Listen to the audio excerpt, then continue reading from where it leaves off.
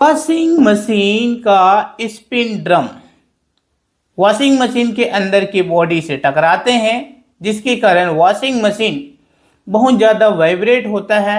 तो ऐसा क्यों होता है, चलिए देखते हैं। तो फिर ये देखिए, हम आपको दिखा रहे हैं सेमी ऑटोमेटिक वॉशिंग मशीन।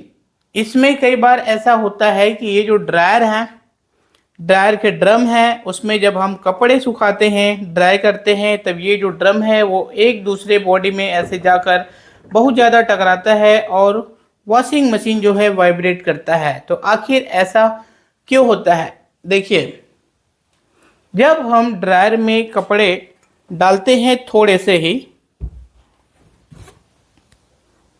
तो वो ऐसा होता है कि जो कपड़ा गीला होता है और किसी एक कोने में जाके ऐसे चिपक जाते हैं, जिसके कारण ये अनबैलेंस हो जाता है, जिसके कारण से ये जब चलता है स्पीड से तो इस तरीके से टकराता है चलते हुए।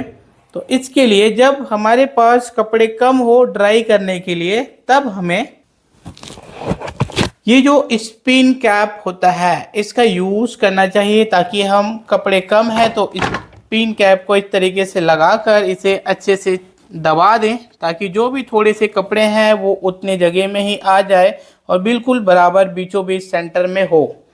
तब ये जो ड्रायर के ड्रम है वो बिल्कुल अच्छे से और स्मूथली चलेंगे। जो आपके वॉशिंग मशीन की वाइब्रेशन प्रॉब्लम है और ये जो ड्रायर के जो ड्रम है इधर उधर टकराने वाली प्रॉब्लम है, वो आपका सॉल्व हो जाएंगे।